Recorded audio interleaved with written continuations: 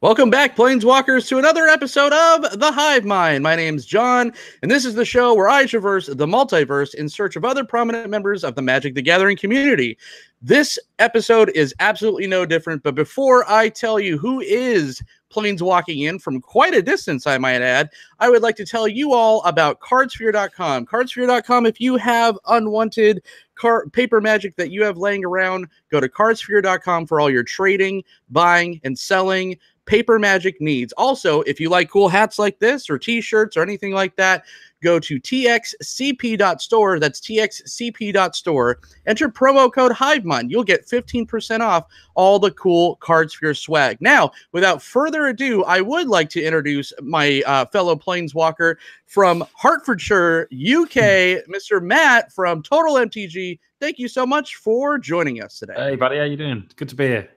Hell yeah, man. I'm so happy that you and I have kind of known each other, interacted with each other for almost, 2 years now? So yeah, it's 2 years. Yeah. It's good to have you on finally, man. Yeah, at last. At last. All right. Well, sir, as we do on the Hive Mind each and every time, what are we kicking off with? Your Magic origin story. Okay, so I started playing Magic around Return to Ravnica. So, I've been playing for years and years, but, a fair while now. So my first Planeswalker come into action, it was Jace the Architect of Thought. Okay. It was the first card that I pulled, which edged me towards the blue side.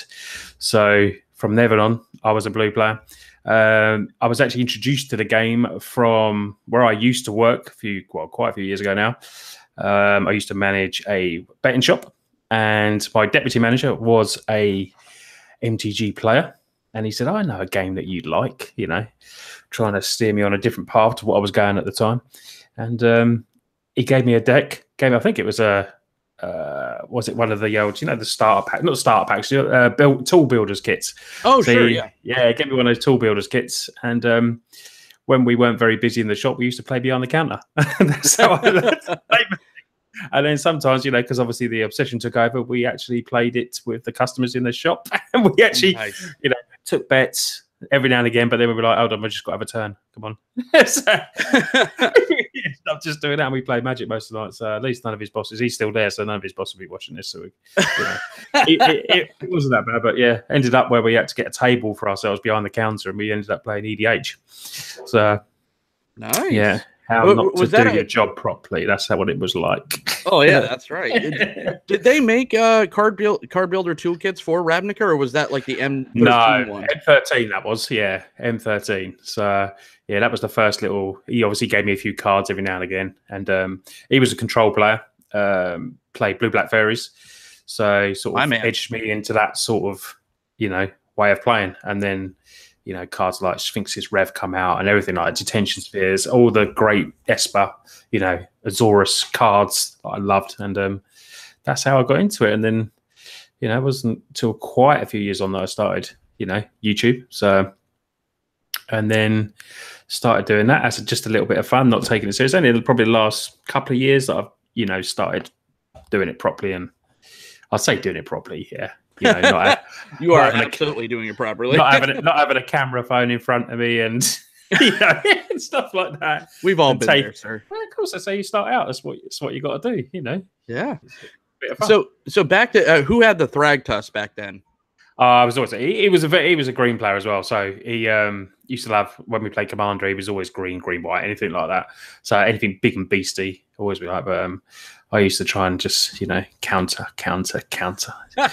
Just say no. That's the way I like to play. Oh man, so you're in the same boat as I. I started Magic when they printed Magic cards on stone. Back when rocks were lava and all that. But my favorite, and I'll still hold strong, my favorite format draft, or not draft. Well, I guess draft format and standard format of all time has always been M13, Innistrad, and Ravnica's, or Return to Ravnica's. You're in that boat as well. Yeah, that's where I started, and that's with Ravnica coming back now. Sort of hoping that we get some really, really sweet cards. We're going to need some nice blue card draws. We're missing quite a lot of that. We're losing good cards like Glimmers and stuff in standard, and little reprint of Sphinx's Rev wouldn't go amiss, or something like that. Ooh, that's a hot take, Matt. Well, they put it on a creature. You know, why not just give us the card? They put it on that. What was it Azori something or other? Azori Lawbringer. Sure.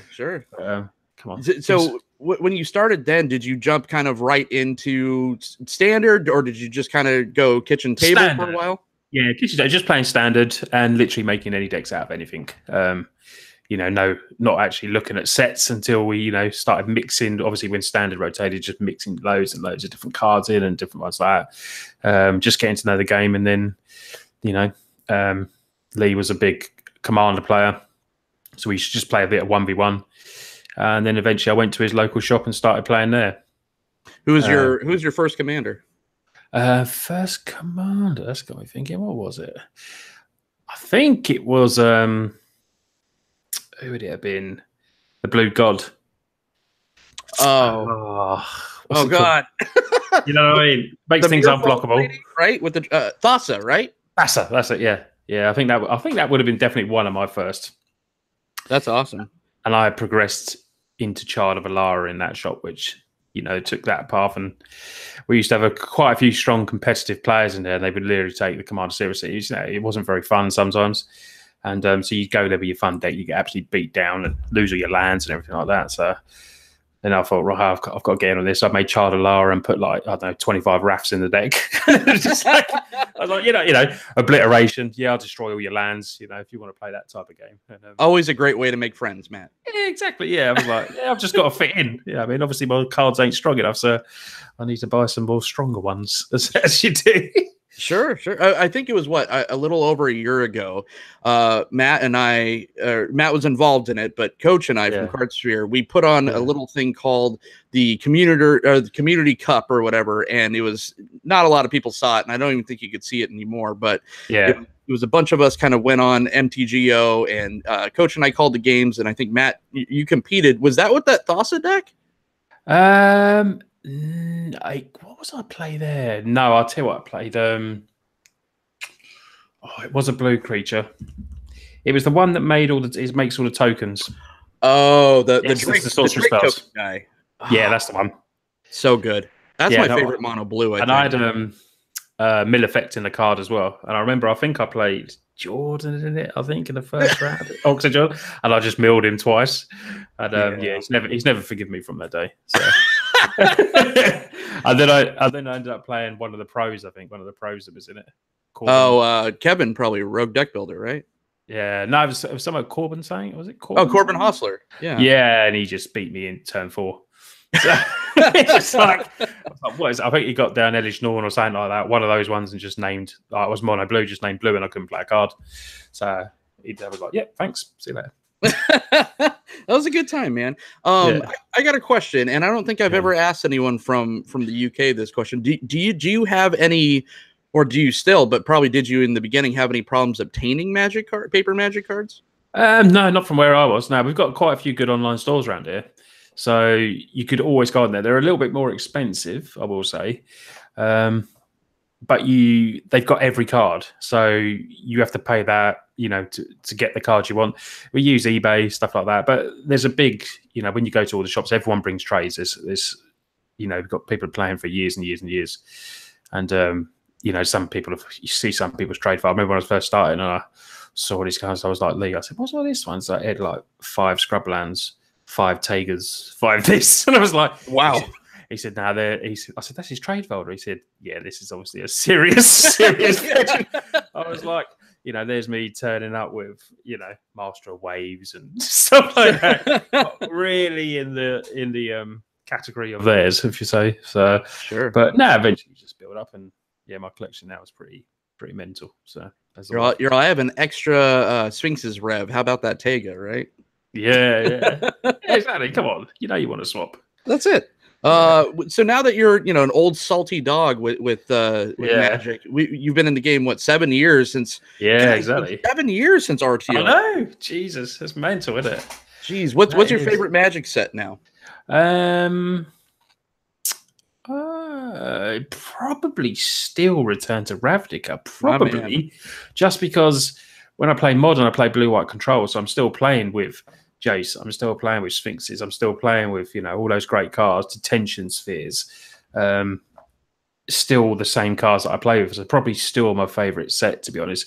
I did like Theros as well. I thought Theros was okay because I like, some of the Thoughtseize coming in, and Elspeth was one of my favourite planeswalkers as well. So it sort of tied in with that as well. There's some really good cards in Theros. But yeah, that's probably my favourite set. Recent sets, I've not been too happy with. So yeah, Kaladesh mainly, probably, because there was a bit of value in it. Chandra was an epic planeswalker. Torrential Gearhulk was absolutely brilliant. Big snap on the stick. So, but other than that, recently there's been nothing that's sort of gone, oh yeah, I need to go and buy a booster box. I need to buy them. And I only bought a lot of Kaladesh literally because of the money. You could turn over, I turned over 6 boxes with that. So you could literally buy and sell with it, get your play sets and then sell. So sure, there's not really many sets recently, I'd say that. I think Theros was a perfect palate cleanser at the time. Yeah, I think it was a great transition where Return to Ravnica block with Innistrad and everything was just like, do whatever you want. That was the only time in Standard where you had absolutely perfect mana with the check lands and the shock lands and everything. And then they're just like, okay, Shaman. And now exactly. Now for something completely different, here's all the monos, and it was so much fun because it's like that's exactly what the format needed, so it didn't get stale. And Mono Blue was one of my favorite. Mono Blue and Mono Black was my favorite. Black. Mono Black was amazing. Packrat, I used to love playing Packrats. I loved all that. Desecration Demon. Some cool cards. But I love nothing better than doing Thassa's into that and then cracking a Master of Waves down and just getting all those. That was just amazing. I love that.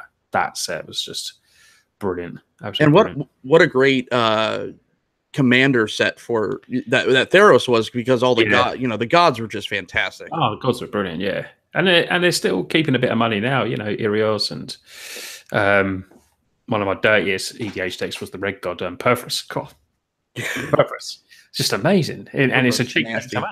You just get down there, spam tokens, and that's it. You win the game. You just hit everyone at once. It's just absolutely brilliant. And if anyone's always starting EDH, goes, what do you want to start with? Start with Perfus. It's really easy and powerful, So and it's good for beginners to play as well because it's so easy. All you're literally doing is commander, chucking tokens. You don't have to attack. You don't have to block. You don't have to do anything. Nope. Just do what you're supposed to do. Exactly. Get in quick. Yeah, it's Krenko Mob Boss's best friend for sure. Oh yeah, definitely. Yeah, without doubt. So, is Commander still your favorite format, or like you said, modern? Modern's my favorite. Yeah, going modern.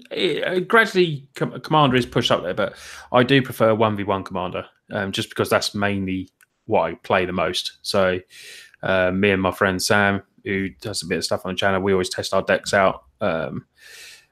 So I can sort of see where I'm, that goes for my deck techs as well. So if I'm playing standard rules, I test them with him first, and if they work out, not even if they always win, if I can see them working, then I sort of know what's going for. But yeah, we actually mean to record some of our 1v1s because we literally have such a laugh.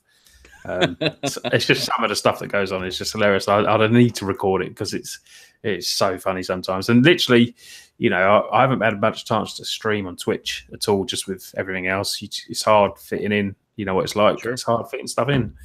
And but literally some nights we play most nights, so I should probably just hit the button and just don't even tell him. Do you know what I mean? Just do it and then see what happens. So I love Sam. He's a great guy. Yeah, he's a good lad. He's a good lad. So while you were playing all this stuff, especially when you were starting out, was there a certain point where you're just like, I'm getting pretty good at this? At the tables, I'm kind of cleaning up. Maybe I want to go pro with this. Maybe when I was first starting out, but I soon decided that it wouldn't be the way that I wanted to go. I don't really like competitive Magic, as I don't know against anyone else that does it, but you take a few bad experiences when you're playing, it sort of sticks with you. I don't like the unfriendliness that you seem to find with competitive Magic. Some people don't even say hello to you. You know what I mean? And I understand people are in their zones and they want to do that, but it takes 2 seconds to go, hi, how you doing? My name's this. And I found quite a few times, maybe, but it's not just me, because I've heard other people say this as well. Sure, yeah. I know one of my friends, Mark from Life Begins at 20, he's same thing. That's it. He stopped. So, you know, I was under the same sort of, you know, you go there, and even when I've done spell slinging, man, I've had people get grumpy. So it's like, I'm giving you a free pack. Why are you standing there? Just, you know, it's like, what are you doing? You know what I mean? Just straight up go boogie on you and flip the table and all that. Oh man, I'd love that happen, but yeah, that's like one part. So I was like, I ain't even giving you a pack. So you're not having it. You know what I mean? Right? It's like, no, you know, get a personality or something. It's like, Jesus. Yeah, it's definitely a different kind of vibe, but I still get that competitive itch sometimes, because like when I just want to have fun or talk Magic or something like that, then there's stuff like this or EDH, even though, especially lately, EDH, certain groups, like you said, get pretty intense, but there's just something about it to just like sit down, especially with Modern, and just kind of go into your zone, and it's like a release kind of thing, right? Yeah, I think because I'm quite competitive in that way as well, it doesn't see me in a good light sometimes when I do it, you know, because no one likes losing, and especially if you make mistakes and you know what you've done, and you know, it does make you a bit salty sometimes, because you know, you feel like your deck's in a good state, especially in Modern. You know which decks your deck's really good at and really bad, and if you know, you start making the mistakes and stuff, and it is a lot of pressure when you're there. I find when I go to GPs though, even when I'm doing, you know, some of the other stuff there, even just the casual stuff, and hats off to people that do it. It's because it is pressure, you know. Well, especially nowadays, you know, staying very current with the conversation with the Magic community, the pro Magic community, and all that. Yeah. It's just so damn expensive now too. So you put in all this time, effort, blood, sweat, tears, dollars, and you go and then you scrub out or something. It absolutely takes a toll. Yeah, I mean, a recent friend of mine, he just went to the English Nationals, and you know, I mean, he was putting his deck together, and I always, you know, lend him some cards if I've got them, if he needs them towards his stuff. And because it says buying them, if I've got them or he's got them, you lend them out. And you know, he put so much practice in. He did this, and we actually popped there. I saw him playing in one of his matches, and I couldn't even say hello. You could just see his face was just so intense and so concentrated. And so I messaged him in the evening. It was like, "How'd you do?" He went, "Oh, I went 0-5," and I'm like, you could just tell he was just so gutted. And I'm like, I was like, mate, I feel so bad for you. Yeah, I tested his deck myself as well, and I went like 4-5-0 on the line with it. And I said, your deck's good, man. Yeah. But he come up against, you know, 3 red-black aggro decks, I think, and that was it. Yeah. Because everyone's playing it, and that's what it's like. Everyone plays it, you know. Sometimes it's just that you have the deck that you think you're going to spike, you know, the whole tournament with, and then you just run into murderer's row of stuff that's built to beat you, and that's all you can do, right? Modern, I feel, is a bit different. You know, people play what they play in Modern, and people's decks seem to take turns. So you sort of make a decision which deck you want to play with, and then it's different. You know, not everyone would turn up at a Modern event and all play blue-white control. Sure, you know, you wouldn't have. But standard's totally different. Standard, you know, a standard is pay to win sometimes. So everyone knows this is the deck. So the price of that card goes up to a bigger than, say, a Snapcaster Mage or something like that. So they rinse you out of that money for that card. And it's good for about 2 months, sometimes 1 month. Do you know what I mean? And then you've lost your money, and then the deck's not good. So you've got to swap again. Modern, your deck stays there. You know it's good against some. You know it's not good against others. And it doesn't really lose value. So, you know, it's just better. Way forward. It's just better for my blood pressure that I figured out to jump off the standard train, especially and like you said earlier, it's not like standard's been so rich and amazing like it was, you know, 7 years ago. So I'm not really feel like I'm missing much. Although I had a lot of fun spiking some Born of the Gods like FNMs, or not Born of the Gods, Battle for Zendikar, and I just show up with that the colorless like black red Eldrazi deck and just take down tournaments, and people are like, what the hell is this crap? And it was just so much fun. I feel like that's when standard is fun, when there is that, like, you know, $20 $30, you know, kind of red deck wins type of deck, even if it's not that, you know. Definitely. That's when it's so much fun. That's when I'll kind of dip my toe back into it, and then I'll leave again because it's just, you know, stress all the time. Yeah, one of my subscribers said to me yesterday, he commented on the video from the Mondays, which is a 2-ticket mono white weenie deck. Awesome. And it's probably about $20. And he took it to his local shop that night and he went 4-0 with it. And he was like, he said, Great. everyone with their $200 decks. He said, I took them down. He said, your deck's amazing. He said, I loved it. I said, oh, thanks a lot, mate. He said, you know, if I upgrade it, I said, yeah. I said, if you want to upgrade it, you can spend more money. I said, but, you know, just take that win and never play it again in the shop. I said, it really threw everyone off. So, yeah. And the next week, everyone's sideboarded for it, right? Yeah, exactly. he turns up with mono black control or something. It's like, what? So good.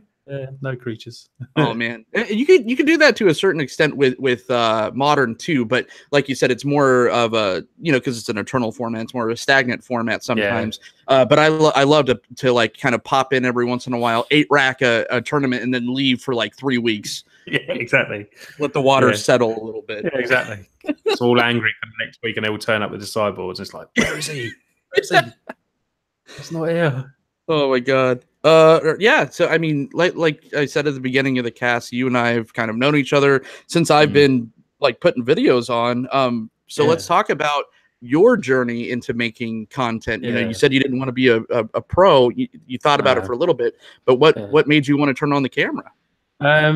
I think it was at the time. It was a funny sort of time in my life. I wasn't too well, and I wanted a distraction, and that was a distraction for me. You hear a lot in Magic about, you know, people with social anxiety and stuff like that, and for some reason it was an easy way for me to start, and that's why if you look at my early videos, they're absolutely hilarious. If you can look at video 1, my god, I was there. Yeah, you can just see it, and it's just, you know, it's great. And you know, I did it for that, to keep occupied. You know, I just started a new game. I just wanted to, you know, do a few things, and then, you know, you get a little bit of traction, and you know, you think, maybe I could make a little go of it. And it's very hard with Magic because it is a niche sort of game. You've got to be very lucky. I mean, when you think even like our biggest in the game channel is like 300,000 plus subs. Sure. You know, in YouTube world, it's nothing. You know, you get people doing makeup for it that have 11 million subs, and it's like, it's like, it's hard. So when you think, you know, I always say to people, don't be despondent when your figures are low, because when you compare it in our world, the Magic world, it's actually quite good, because you know, there's only certain people that will watch that, and there's still a lot of Magic content out there.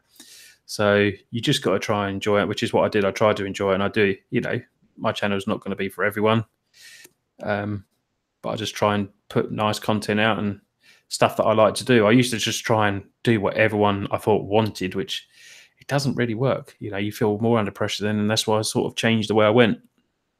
And, yeah, you definitely got to find your voice, right? Yeah, exactly. So, but I do enjoy it, and then hopefully take off and a bit more. Hopefully, you know, it's great. The last month and 2 months has been really good. So, yeah, it's sort of flying at the moment. So we got to get you to overtake the #1 UK Magic. I'm going to take him. I will take him. I mean, the thing is, we're totally different opposites. Sure, he's, you know, it's totally different content. He goes for more of the, you know, sweary sort of different comedy sort of the meme. And it will always attract that, you know, different people to what maybe I will attract. But you know, people like all different things, which is what's good. And you know, I'm hoping when I've done it, hopefully as long as him, I get to near where he was. So because I think he'll just obviously continue to grow up, which is good. So I love the both of you. So yeah, but I mean, yeah. Go. Sorry, I was gonna say it's good to see, you know, because it feels sometimes, you know, it's really hard for the UK, as personally, for our channels to grow, because sometimes you feel like we're not seen as much, and you always feel YouTube's against you, like everyone else does. You're like, they're against us. But it's good to know that, you know, channels over here can grow as well, because there's not as many of us, which is I think sometimes it's hard to sort of, you know, get into the big pond of all the, you know, the rest of it. So, but getting recognition, Channel Fireball recognised, you know, doing lovely stuff with us, which is really good, and that's definitely boosting stuff up, and so is Wizards as well. So, you know, as much as people slate them a lot, they do help small channels as well. And it's, absolutely, you know, I'm not being funny. they can put something on Kenobi's channel or something on mine. They might get 20,000, 30,000 views. That's not a lot. Right. But in the scheme of things, it's all relative. They could quite easily give it more to the professor. I know he gets his fair share, but they could give it to him and get 1 million views. But they're quite happy to sort of spread out the love with everyone, which is, our friend Zuby and stuff like that, going to like GPs, to the spell sling, and they're helping out, all of us in the community. So, yes, they do bad things as well, but who doesn't? What company doesn't? They're in it to make money. Exactly. Simple as that. So it's WotC too. I mean, it's all a giant business and corporation and brand protection, and if you're in the corporate world at all, which I've been in, it's all kind of par for the course. But some of these companies, like you said, like your channel Fireballs and whatnot, do a lot of good for the help. Like back to GP Vegas ago. I mean, I got to talk to some of the top dogs, and they didn't have to do that. I was just some punk kid with a camera, and they sat down and were very gracious with that. So there is a lot to like there. So I completely agree. I will say, we're talking about channels and when we're starting, though, that one of your guests previously was one of the reasons I started doing some of my videos, which was Chris Van Meter. He was always one of my favorite. His with Brian Braun doing that series is what started me doing my versus match series back. When I years ago when I first started doing it with Lee and that, and I messaged Chris Van Meter at the time. And I remember he accepted me on Facebook or something like that and messaged me back with advice and stuff like that. And I was like, so starstruck. It was like, I was rewatching that video the other day with yours with him, and I was like, he's just such a lad. He's such a down to earth dude. Oh man. Yep. And nothing against the people that do that now, but it's not the same. Those two made it as it was, and they inspired me to do the same. And our kitchen table magic was a bit like theirs, as banter and stuff like that. And it was just, I just love what they did. And I was just watching your video, and it just made me trigger me. It was like, he needs to come back into it. He seems to just disappeared a bit. It's just he's doing his Card Kingdom thing, but he found his thing though. Like I think he's pretty happy with his. Got married, didn't he? And yeah. So, but I remember also you said in your video that they're going to think about redoing their own one. I was like, God, that'd be amazing. That would be awesome. I'll watch it. I was trying to, because I've had him, I've had Danny West and BBD on, and you could see in each one of the videos, I'm like, so you guys going to do it again? You guys going to do it again? Trying to make it happen. I'm like, because you're right. That's, I mean, those early Star City game, especially the versus videos and all that, that was the genesis of Magic YouTube creation. That's our godfathers right there. I used to watch it every week, no matter what. I would always make sure I watched it, and I don't have that with their new set. Nothing against the people that do it. Right, I agree. I like the banter between the other two, and it's just personal preference. But yeah, obviously got a lot busier now, so I have to pick and choose your videos. That's what you'll do. well, hey, I'm glad the Hive Mind made it onto your busy schedule. Oh, it always does, mate. It always does. So deck text, gameplay, pack openings, vlogs. What's your favorite style of video? Deck text now, definitely. Yeah, I'm pushing towards the deck text a lot more because they're a lot. They're so much more popular. So I'm putting my hashtag out now, UK #1 brewer. So not channel yet, but brewer. There we go. So because I've got more deck text probably than any. Definitely any UK channel, but they do seem to be very popular. I'm doing a rotation proof series at the moment, so getting ready for the next set coming out. People seem to love them, the budget versions, but I need to do more modern and commander videos as well. So I had a nice little chat with the professor the day before yesterday. He's given me some advice on the commander ones. So give me how to sort of structure them and go forward, which is brilliant. Someone as big as that's quite willing just to give advice and stuff like that, and it's really good. It helps out. I might even have to write a script, which I actually have started doing because that's what he's for those ones he's advising that. So thanks a lot, Prof, man. So, I started writing it. I'm about 2 paragraphs in at the moment. So there you go. But it'll be completely different to how I do stuff. So I just hope people don't think, oh, that's a bit weird. You're just trying to copy him. But they're what we strive to do. He's the pillar of our, he's the top channel. He's the top, so if you don't strive to be, as good as the best in your community, who do you want to be like? I mean, completely agree. Yeah, definitely. So I mean, you've done a couple of collabs too, like with Magic, with Zuby, with our little community cup that we did before. Yeah. Do you like doing those kind of things? Like, I and do. even this, I guess, is I need to do more. I want to do more. Which is why when you said to do this, I was like, yep, straight away. I find it hard, sort of asking people. I don't know why. Maybe it's just. I don't know. I did the collab with Mark. That went really well, but he's gone off. He's given up the Magic scene for a time being. Sure. But we did a gameplay videos, and Mark is a really good editor, and he taught me a lot of stuff. And our videos, we tried to get it along the lines of what they called Command Zone. And people did say it was that good quality. Obviously not quite as good as theirs, but it was along the same sort of lines. But they're on hold at the moment. But I do like collabing, like Zuby been on his podcast a couple of times now. But I always make sure that I read I don't know if you saw the article on our Magic Facebook site where I think it was Wedge saying when you collab with people, try and collab around your same sort of. I did see that. I'm not too sure. Maybe if you want to, that's the way you progress and go forward. I don't know, but I like collabing with people I like. So I'm not going to collab with someone just because they're bigger than me, or if I don't think we're going to get on, what's the point? You need chemistry with stuff. So it would just work against you. That's why. Yeah.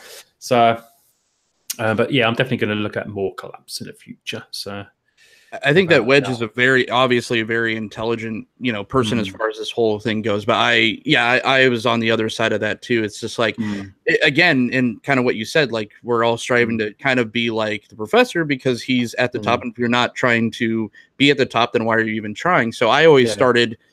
It's just like shoot for the top. Like I asked Professor to be on the show, not thinking at all I'd get a response, and sure enough, it wasn't 5 seconds later he responded. So and that was I do the other stuff with movies and stuff like that, and it's kind of the same thing. It's just like I'm just gonna try to shoot for people that I enjoy that progress me, and that's and that's the thing at any level. It doesn't bother me any level. I make sure.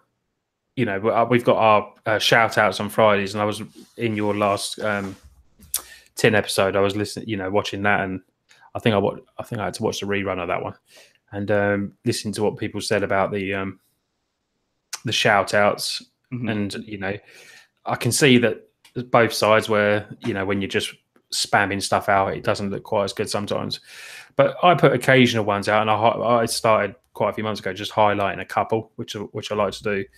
But the thing that I do, which is obviously I go through a lot of channels and I see this, and a lot of people don't do this as well. I think support can be just going on people's videos. I make sure I go to people's videos and comment on everything. It doesn't matter how big the channel is. And it's not to further me, because sometimes the videos that I watch get 5 views, 6 views. But I feel like it. I always remembered when I first started my videos, when someone commented on my video, I was like, God, it was amazing. Yeah. And you come back and stuff like that. Now, even at my level now, sometimes I'm like, oh my God, what? I've got to read that. Oh my God. Was it like yesterday? Oh, your videos are tedious. Okay. Thank you very much. I'm obviously not the channel. Thank you for your time, sir. Yeah. And then had a go at me for not accepting constructive criticism. Well, I said, well, saying I'm tedious and reading a grocery list is not really constructive criticism. And I gave a massive speech back about, I've given you some food for thought. Don't worry. And boy. But what I'm saying, that's the way I support people different way as well. I would go onto the streams constantly. I would do that in my spare time, because obviously everyone, it's hard to do it sometimes. So I like doing that as well. And I think it's a great way to support channels, is because it's the clickable views and it's the comments that get their channels further, gets my channel further, gets your channel further. That's what it does it. And sometimes people, like you say, I feel like sometimes on that Friday thing, it just goes amongst all of us. And maybe it doesn't see other people. Maybe other people don't see it, because a lot of people use that mute button now. So,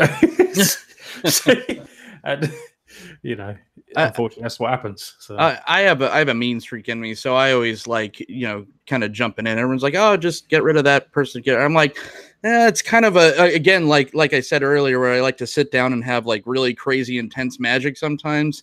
yeah, I like to go toe to toe with the trolls too, because I can hold my own. Yeah, that's what I mean. I mean, if someone like on the videos comments saying like that, I will answer them back, unless it's just something, racist first, or just utter abuse. Then I will just obviously block them. But for normal stuff, I will like that. Like the person said that, and I was just like, well, obviously you don't know. You've literally just watched the video for 2 seconds, clearly, and I said, like, do you not watch like the Goldfish instant deck techs? He doesn't go into a massive story about it. And I said, we do these videos because they're 9-10 minute videos. I said, you're not looking at it from other people's point of view. People won't watch me do a deck tech that lasts 35 minutes. It won't get any views. It's too long. So, deck tech, they want it quick. They want to see what's out. They want to see a little bases and stuff like that. And I said, you're not even giving any, oh, I like the deck. I said, you just said tedious and you're reading a shopping list. Okay, 2 eggs, 4 sausages. I mean, what you want? Right? 2 chain whirlers. That's all. Yep, there you go. And that's 10,000 views right there, right? Yeah, exactly. If it was a shopping list, that video would be like 1 minute long.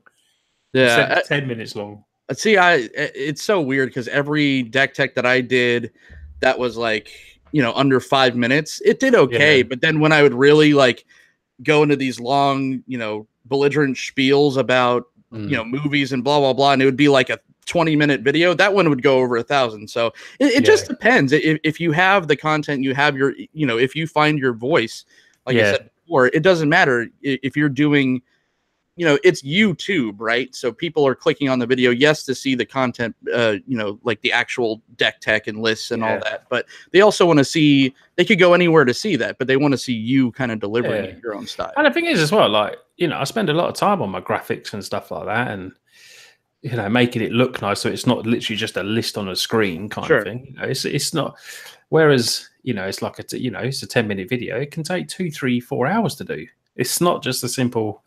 but I went through a lot of stages of trying to find, a way that would fit in with my actual working life and my living life, and to try and do that at the same time without, making it a really bad video. And, I started off by having me in the video on a, during locker commands and kind of deck tech, where I'd have it in a small screen. And while it looked nice, everything like that, the views didn't go up or down. It made no difference whatsoever.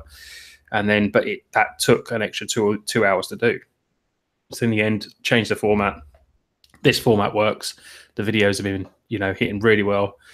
I went over 4 figures for each video for, I think, for 12, 13 videos on the trot recently, which is for my chat, it's quite big. So I was like, well, this is obviously working, so why change it? You know what I mean? It's easier for me to do, and it's what people enjoy. So works always, works for everyone. So let's talk a little bit about your time with Cybin and the Aether Hub. That was cool. And then it kind of disbanded, and now it's kind of getting back together. I don't know. We had a real good, it was a real good time. But I think Cybin was going through a bit of a funny spell. Yeah. And it was just all a bit, he wanted to drop back a little bit, and wanted us to do more from what he was saying, and just didn't have the time to do it, because you're trying to do your own bits as well. And obviously you got a job and you got this and that. It's not full time like it is for others. And his crowd are they didn't like change. A lot of people loved the stuff, but a lot of people just sort of revolted against, a lot of the stuff I did, or a lot of stuff Nicole did. Nizam, not so much. And Planeswalker Project Man. So it was a weird sort of, it was a weird situation. I think it was just all at the wrong time. And I was a bit gutted that it sort of ended, because it was like, wow, 50,000 plus sub channel has just asked me to do stuff. And how was that feeling? Yeah, it was amazing. I was like, I'm doing stuff on EFUB. And then it just wasn't promoted right way. Not how I would do it, but you can't it's his channels. You can't sort of, I would have just done things a little bit different. So, but hopefully, he's got I think has he got podcasting now or something like that? He's asked me to come on. He's asked to get involved in something. Yeah, so I said, like, try and do something. But I don't know. They liked his lore, and I think I appreciate what he was trying to do is just expand the channel, because if you stay down one route, it doesn't, your channel's like pigeonholed. So it's only gonna grow to a certain bit. If you only do lore, if you only do cube, or if you only do one thing, it does sort of, you can grow so far, but then it's only so far you can go, in my eyes. So he did try something a bit different, and it was good, but just didn't sort of work out at the time, unfortunately. It is tough, especially for someone like Simon, because when you think of lore, there is great Magic channels out there that do lore, like Trapixium and all that. But Simon is like the premier lore guy. So like you said, if you try to kind of venture out, sometimes when you're the guy doing that certain thing, it's not well received so much. But yeah, it's good to see that he is doing the podcasting. It's kind of like 10th Street Hooligan ish. Where it's just like a bunch of creators, and it mostly has been like Nicole and Niza on there talking Magic, and it's just so much fun sometimes. And that's the thing. It's like I have no illusions of grandeur, but to have conversations with like-minded people, especially multiple like-minded people, it's just great. Yeah, I love your 10 episodes. I mean, I normally have to catch them on replays, but they're really cool. So it's something. But I can really see it growing now. I can really see that sort of stuff growing a lot.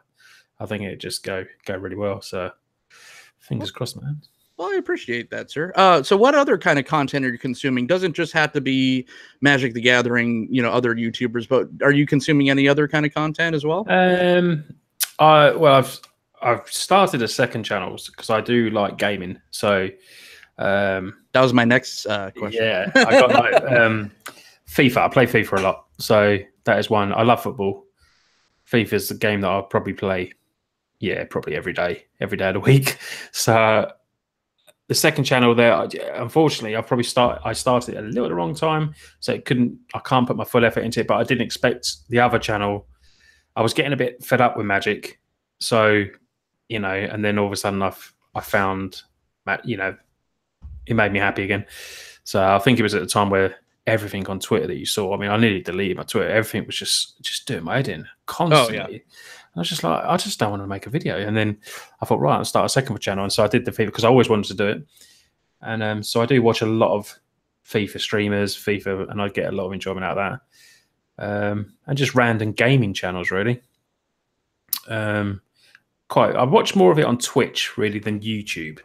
So one of my favorite streamers is a guy called Angry Sausage. He's a UK streamer. He's absolutely brilliant. It's a great name. He's a legend, and he plays Fortnite, a lot of other stuff like that. I'm not really a Fortnite fan, but I actually see he gets me watching it just because I watch him, which is a sign of a good creator to me. Right. I literally just he just has me in stitches.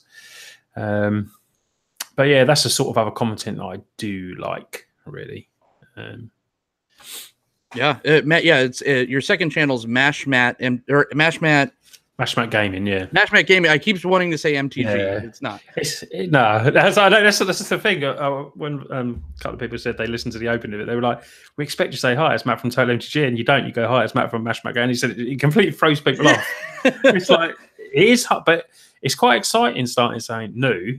But the game is into its next step. So it's like FIFA 18 is going into FIFA 19 in about 5.5 weeks. So I'm going to restart the videos back up then. So with the career mode content. So it takes a lot of time though to edit because it's just really hard to edit. It's just, sure.